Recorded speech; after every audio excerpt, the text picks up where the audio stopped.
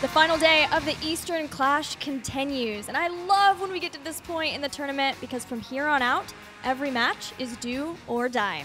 I'm Gillyweed here at the desk once again with Dreadnought, and we've got Jay Howe to give us some analysis. Guys, that last match, L5 beating Tempest, now makes it seem like, whereas we came in, we thought that MVP Black would be here, everybody else way further down. Instead, now it seems like the Korean teams, it's going to be hard to figure out who actually takes this event.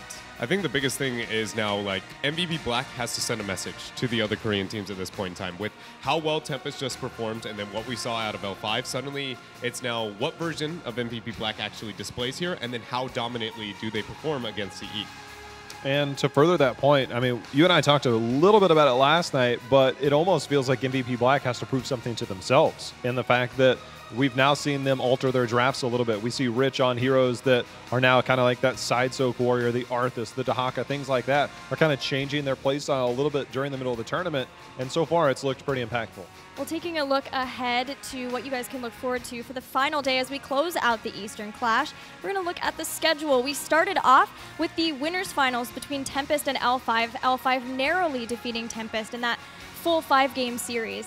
Now we're going to move on to CE versus MVP Black. This is a chance for CE to show their mettle, test how far they have been able to develop as a team at this event. We'll follow that up with the winner of that match taking on Tempest, and finally the best of 7 grand finals with L5 getting a 1-point advantage in that. It's been a storied 3 days, but CE now finds themselves in the same position that we had Gale Force Esports in at the Western Clash, and we often see at these clashes, which is the dominant region. All 3 of their teams are still in, and then the other region has 1 sole remaining representative. Can CE do it? I want to say yes, but again, I'm going to say it's unlikely, only because we saw MVP Black make draft adjustments and still look dominant. But again, it was soul torture, so it's like, how tested were they when they were making those changes is the biggest concern I have. I do think that they'll come in, we'll see adjustments out of them, and it will still be a dominant performance. I put this like probably like a 3-1 in favor of MVP Black, if not a 3-0. But I want to remain optimistic because we've shown that they can easily tilt and suddenly become a very vulnerable opponent. Well, they are the sole remaining team from China. Let's take a look at CE.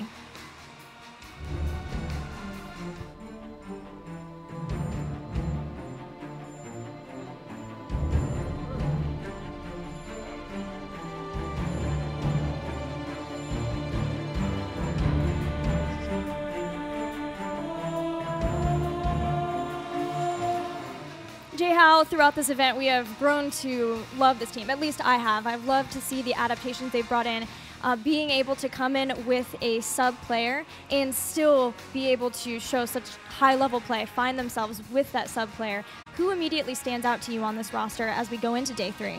The one player that stands out to me the most is the one person I didn't get to see at Midseason Brawl because they were unable to make it, and that was Alufal, their support player. I love the aggression that we know that they were capable of. You know, going into the Midseason Brawl, he was one of the most aggressive support players despite CE's notion that they're a macro-based team. They definitely like to fight. I mean, there's no doubt about that. So keeping an eye on that hero in particular, especially Paradise, when you can get him diving in as well.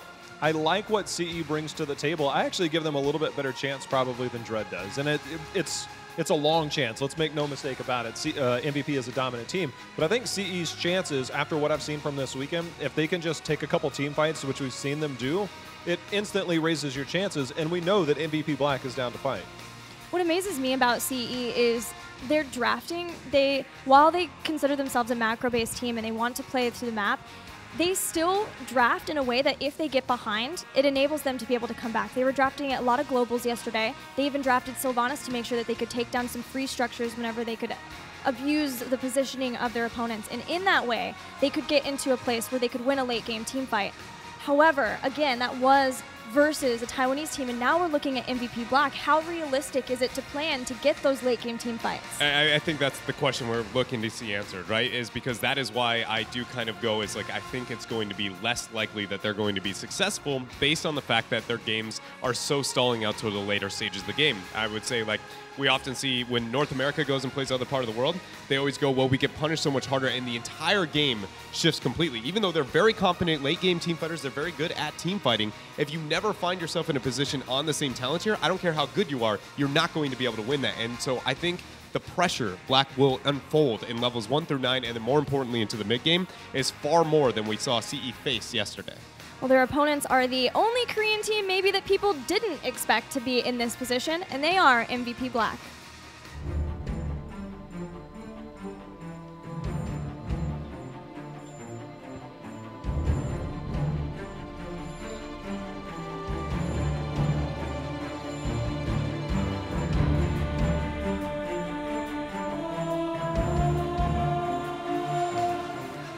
How Dreadnought raised the question of what version of MVP Black do we see today versus CE. Do you think they're going to come in and start at least with what we know from them, the Illidan, the more aggressive, not going into a double warrior, not really doing a double support unless Sake plays a Tassadar, or are we going to see further adjustments being made from yesterday to today? I think we'll see some adjustments, but the signs of life that I've seen out of MVP Black with this new iteration of their roster is that they have this hive mentality, is that if it's a 4-man, if it's a 5-man, you will see a full 5-man collapse onto a hero. And that is where they used to thrive. If we look back at the early parts of 2016, they were all about getting those early game picks, getting that hive mentality to just dive on a hero, blow them up, and then take your advantages after that. And I've seen shades of that with this group. And Rich said it in particular, is that he loves having Reset on his back line because it gives him that dive buddy, and he knows and trusts who he said is the best player in the world, which is his teammate. And we're going to see how that plays out. Whether it's going to be the Valo, whether it's the Genji or Greymane, Reset is a big part of why this is working with Rich back in the roster. There's one thing that I do want to note, too, with MVP Black. When I was talking about the different versions, there is a window that they have in the series that they don't have to show anything if they are that confident.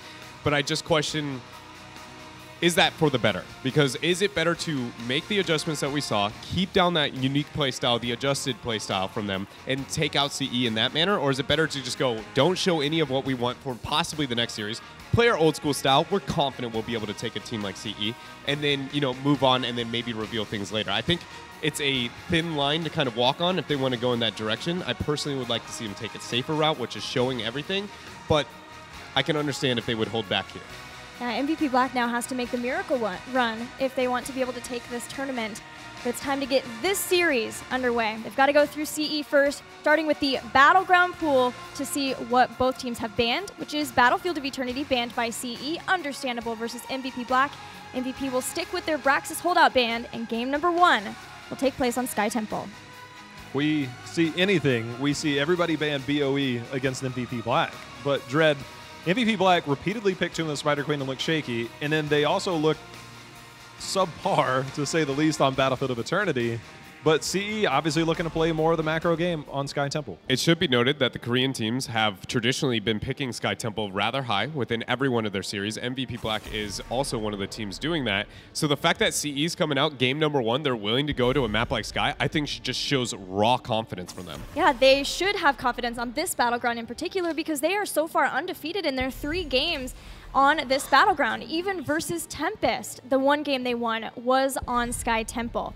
However, MVP Black hadn't really been showing too many of the Ariel bans so far, at least in their last series versus Soul Torturers. But if CE were banking on being able to get that hero, not in game 1 at least. Get that protection, that double protection, go Uther Tyrael. We'll see what they'll get in the later part. But with Genji being picked up, I mean, obviously we've got somewhat of a flexible roster, but very defined roles for MVP Black. You can assume that Reset will be on the Genji, and they probably won't go into the Greymane. I mean, I think that's a strong composition. So we'll see if that's a ban hero or a pick hero here when we look on the other side of Uther and Tyrael. Dread, I just wonder, after what we saw at the end of the day yesterday, what is Rich's hero? And they started to prioritize it towards the end of the draft more as a counter pick, whereas early in the tournament, it was more of a high priority Illidan and heroes like that. I expect them to play it a little bit slower and not commit too heavily to Rich into the hyper carry very early on. But it's really up to them. Again, I think their confidence will be displayed if they revert back to that high Illidan or at least that high Rich hero hyper carry style. It's displaying that they are not making changes, but I think that Rhaegar ETC rotation already shows that, again, it's a bit more of the Eastern Clash version of MVP Black that has been displayed throughout yesterday. But they still have 2 picks left. They could just be, maybe ETC is the only wild variable for them so far. But I do really like the fact that CE was willing to take away the Tyrael and the Uther from the Genji and not allowing that to, be enabled, because the Korean team's Genjis does seem to be on kind of another level compared to everyone else in this tournament. I am very happy to see Tyrael for CE, because I felt like if you could look at any one of these players and expect star power from them, it's when Wind gets Tyrael. His Tyrael was insanity yesterday, so I'm really happy to see that they got that. They denied the invulnerability from Genji. But at the same time, we have started to see ETC crop up more and more because there are not as many ways of being able to stop a mosh pit. So that is something that CE needs to keep in mind now, seeing that high ETC before the bans. And you got to wonder if you're CE and you look at the drafts for MVP Black, you got to think Falstad, you got to think Tassadar. They go into the gray main.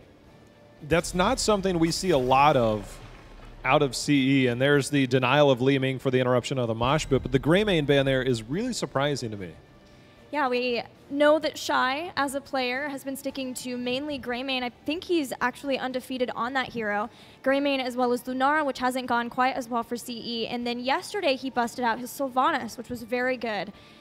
But it's interesting to see that generally you would have those double invulnerabilities and want to have somebody like a gray main to enable, and CE are still going to ban that out, which shows that they have a different plan in mind for these next two picks. They have already displayed this exact rotation against Deadly Kittens earlier into the tournament, and they went into a Tassadar Lunara here. I just don't think there's any world that that's going to happen.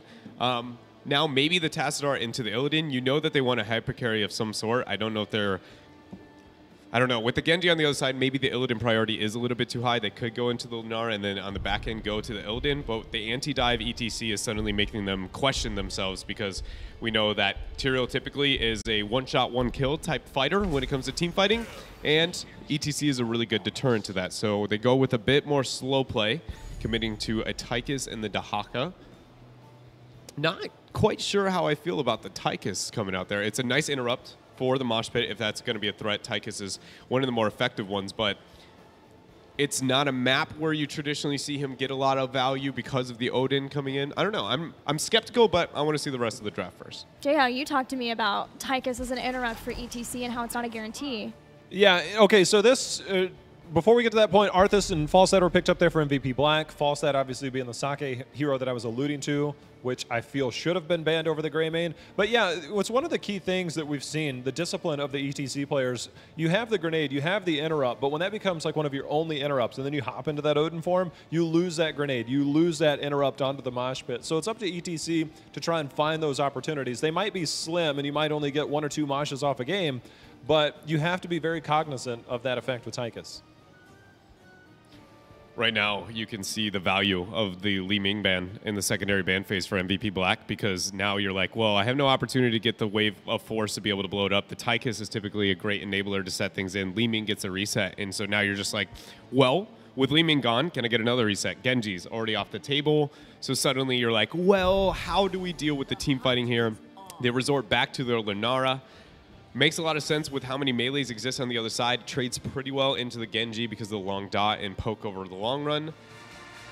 But the Tychus still sits as a question mark for me at where that came into the draft here for CE. It seems like they wanted to make sure that if Rich got into the Arthas that they had a lot of pressure onto him, but I'm not confident that's enough to kind of put them over the edge in the series. Yeah, it almost felt like in banning the gray main, they wanted to still make sure that they could go into the Li Ming afterward, and MVP Black read CE like a book in that draft. What do you think, Jay-How? Final thoughts? I mean, I share the same sentiments. And the gray main ban to me was surprising. It shows that they don't fully understand the drafts of MVP Black. It's not something that they've traditionally run in the past. And then, of course, getting that Falstad pickup, I think that plays right into what MVP Black wanted.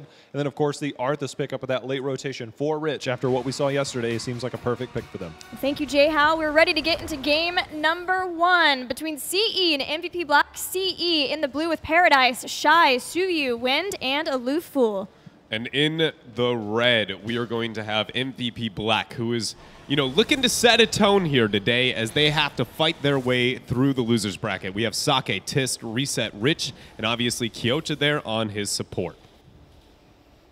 Heading into Sky Temple, knowing that this is a very important battleground for CE, one that has been a consistent victory for them throughout the entire tournament. So we'll see how they're able to adapt to the drafting of MVP Black, which has continued to adapt throughout the event. Now bringing in an ETC for Tist and going back to that double warrior once again. It's going to be very important that CE is patient with their laning decisions, knowing that there is not only a Genji gank, Sake onto the Falstad has been very effective of ganking. Traditionally, it's been into the lane that Rich is there, but since they have the Genji to back it up, they essentially, as long as the two are together, it doesn't matter which lane they go to. It can be efficient and it can be very quick to find themselves a kill. So I expect more of a patient opener here for CE. And honestly, again, because of that Tychus, I don't feel like their comp really comes online until post 10.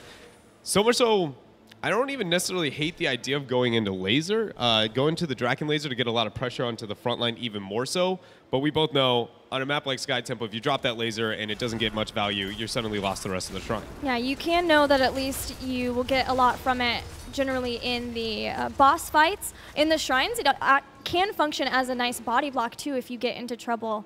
But generally, Odin is still the preferred, and when you have a potential dive from Genji, when you have maybe even flanks from Rich on that Arthas, it may just be that Suyu feels like he has to take the Odin so that he can get the extra armor and be more survivable. Well, we're going to figure out who can pull ahead here early on. I expect it to be MVP Black during this Shrine phase, again, because of the mobility, the threat that they have overall. Currently, they do have a reasonable matchup into the 1v1 on bottom, too. It gets a little bit better for them post-7. Again, the Boomerang.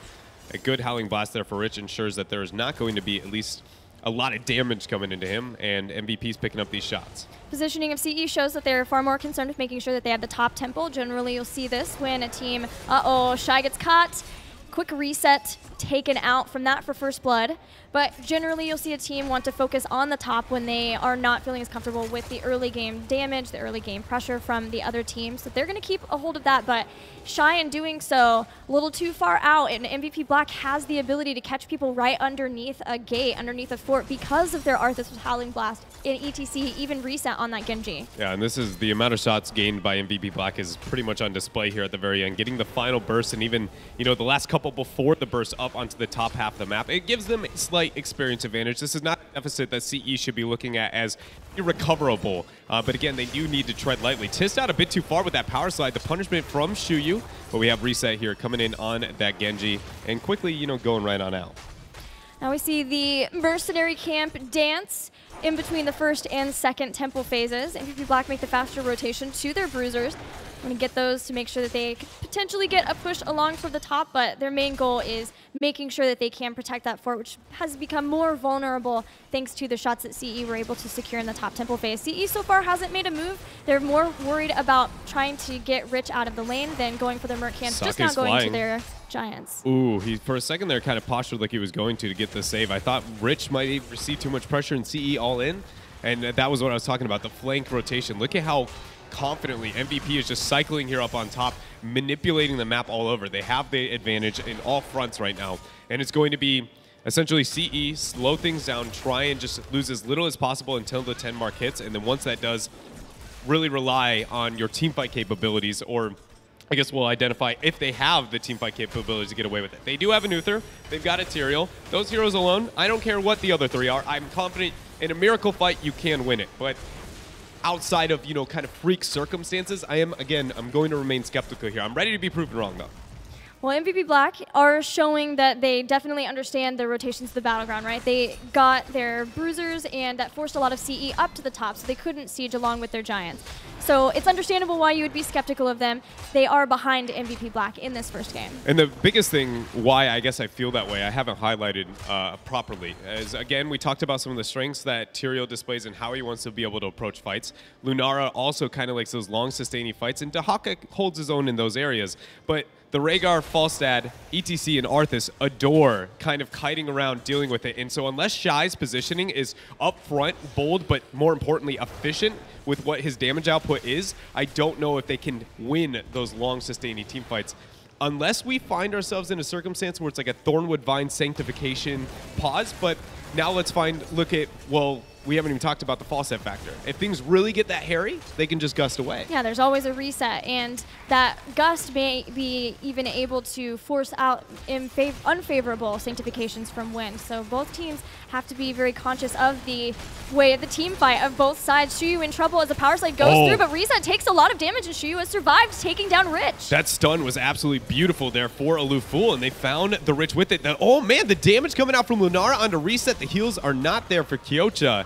And suddenly, CE here is fighting, consuming the last end of these shots, and gaining even a kill advantage over MVP Black. Keep in mind, though, that was a 5 versus 4. MVP Black knew they had the disadvantage, but the punishment over that poor positioning was flawless. Yeah, the punishment from CE, making sure that they don't get too far behind in the early game, as that has been an issue for them in basically all of their series, even versus TFC, and they know that they cannot get as far behind as they do, because even if they are able to punish maybe MVP Black for going too brazen, for diving underneath the fort, the issue is making sure that you can catch up in the macro game after that. Tist has been caught. Shuyu, though, is way far up ahead, but still only MVP, or Tist and Sake, until the rest of MVP can collapse. CE's got to be very thankful the fact that structurally they are not suffering too heavily, and more importantly that that experience is tied up. I'm really excited to see what do we see when it comes to the heroic choices out of them. Because I think Lunara has the opportunity to flex a little bit, so does the Dahaka. Nice Howling Blast from Rich, Power Slide coming in from Tis. The 10s are online, but Tis hasn't chosen his yet. It is going to be Leaping Strike, Dahaka. Odin, Isolation, and Divine Storm. Drag misses. Divine Storm chosen from Uther, not worried about even getting Divine Shield, even though, again, with an Isolation, I almost wondered if we'd have adaptation this game from Paradise. Yeah, it's everything about, the Isolation with Divine Storm. Traditionally, you go, I either take one or the other, right? One of us has to be a survivability base. It's just, I feel like that mixed with the Odin is another one that we used to look at is like, Tychus can get up, be very, very offensive, and then drop a ridiculously aggressive Odin. And then when they commit to him, a Divine Shield, he gets 1E out, and he suddenly drew resources, and he's going to get value out of Divine Shield. One of the few characters you can almost 100% rely on. But we see the mixture going into the Divine Storm. All this says to me is Wind has the world on his shoulders. He needs to make sure when he hits the R button, there's at least 3 people around him getting a lot of value, or somebody on the side of MVP Black is already dead. Well, I have complete faith in Wind to be able to make it happen as a Tyrael, based on his Tyrael play yesterday. We have 2 more temples spawning.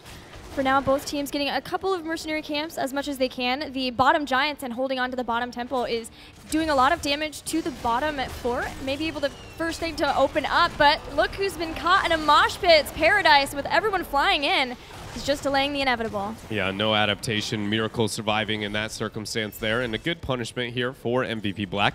Cost them the mosh pit, though. We know 120-second cooldown is not something you traditionally want to use for just a one-man kill, so we'll see if CE, once they have that Dahaka back online, finds a way to be able to get the punishment. Structurally, though, we are still near even. Technically, there is an advantage over to CE as they have MVP Black, because they have consumed less of the shots and are getting that damage out through mid. Should convert that fort and then start there onto the bottom half. You could see CE were hoping to use that time that Paradise was delaying with the mosh pit, with his Essence even burrowing, hoping that they could get a pick on anyone who might have been trying to soak in the bottom lane, but it just didn't come to fruition, and because of that, MVP Black are starting to pull ahead slightly in experience. They hit 13, but CE are still in a great position to be able to try to make some forced fights before it spirals out of control and they're down the 16 tier.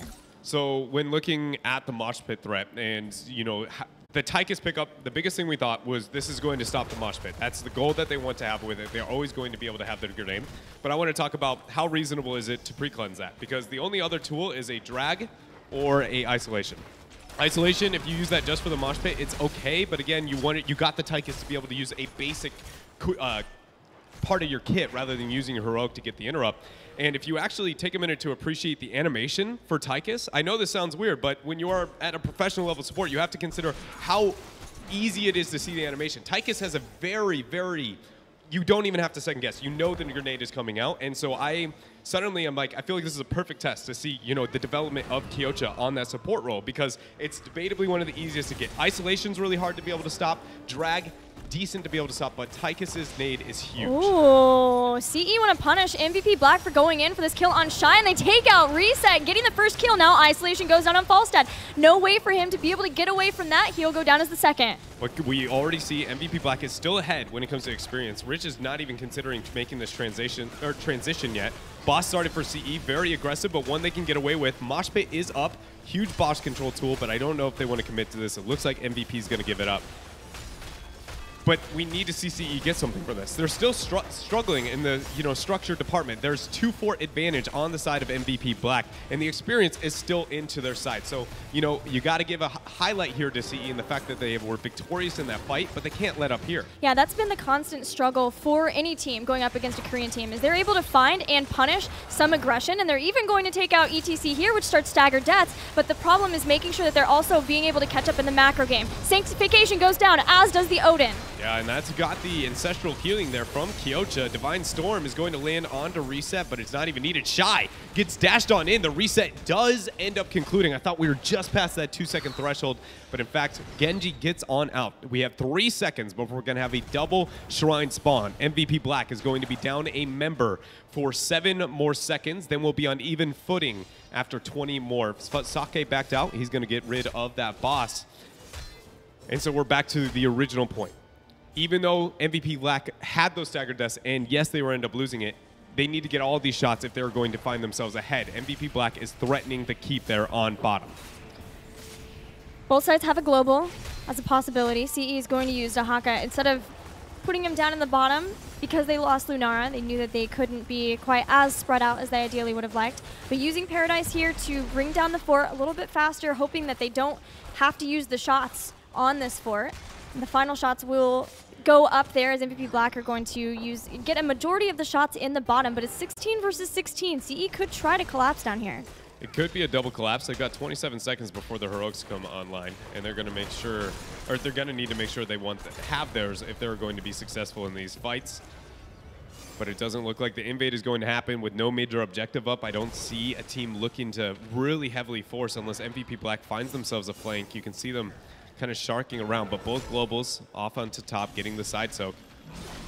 We're at a bit of a standoff here. Sanctification is up now.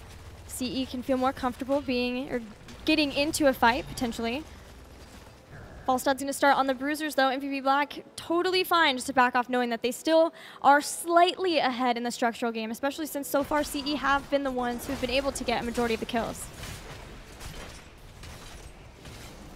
We see Rich fulfilling that off roll, that side soaker a bit more than we normally, especially when looking at HGC Korea have seen.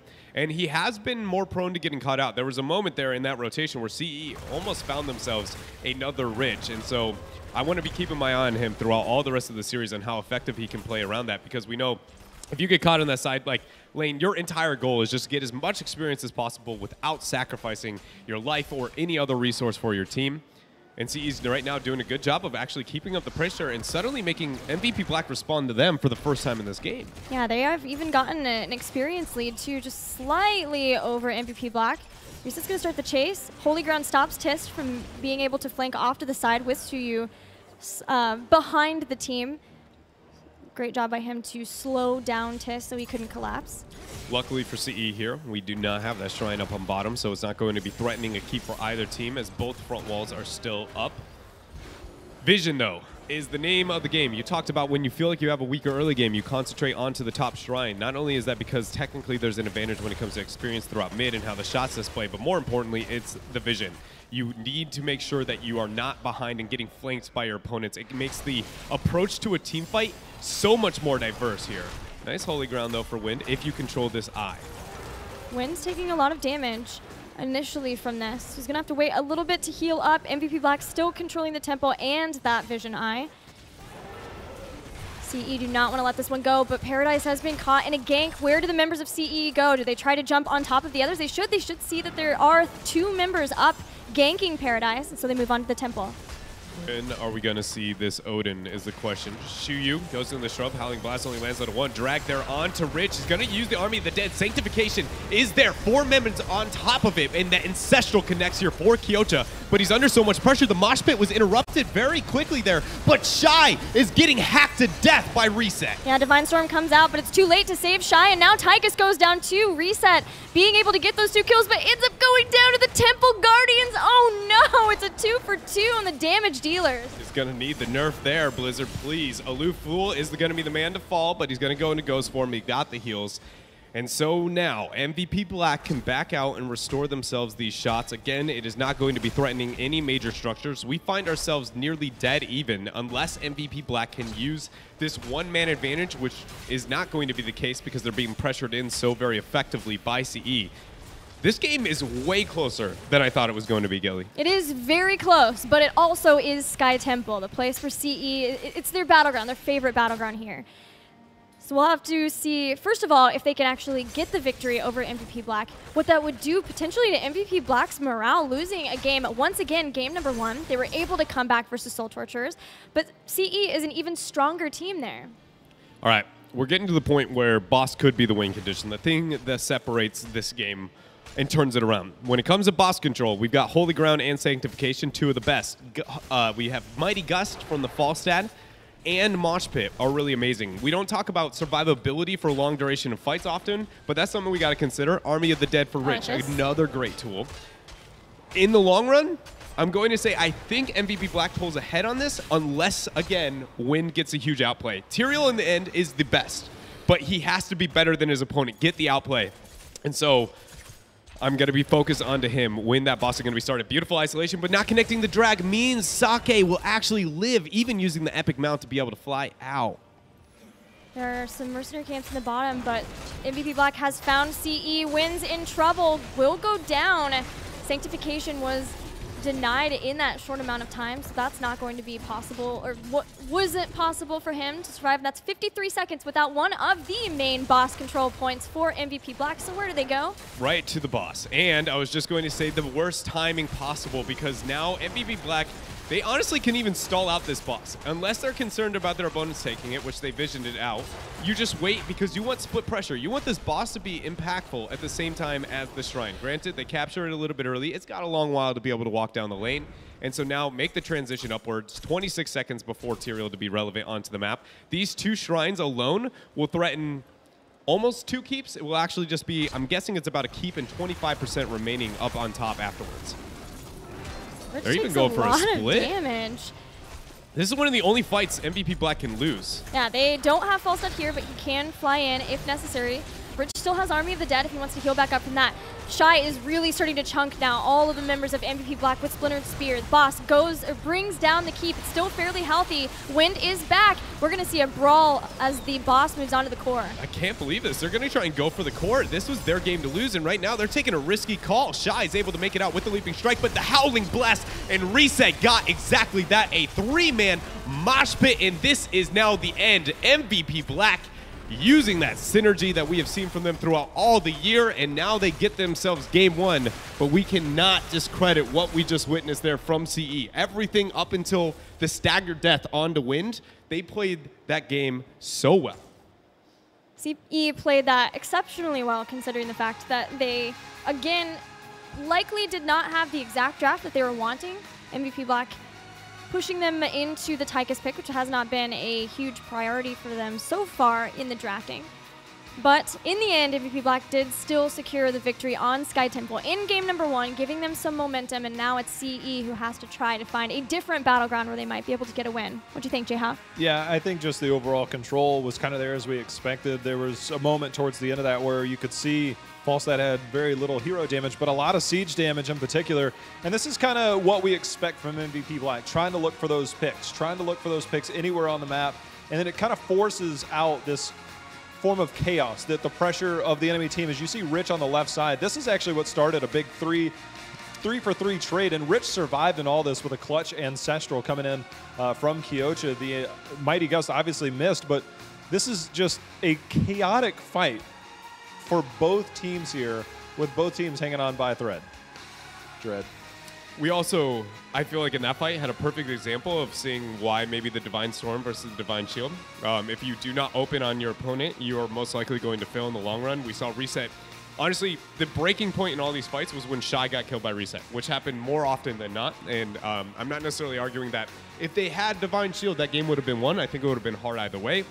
But it's kind of highlighting the differences in the way to be able to play around it. You can't just kind of willy-nilly pick whatever heroic you want. You need to make sure that when I take the Divine Shield, I'm the one initiating, or Divine Storm, excuse me, initiating, not being initiated on. Yeah, the obviously reason for taking it is to try to stop that Genji, but Genji is so mobile that it's going to be very difficult for you to actually make sure that you can hit them initially if a Genji is playing really well. So MVP Black gets that win. Now we can see where game number 2 is going to take place. The pick will be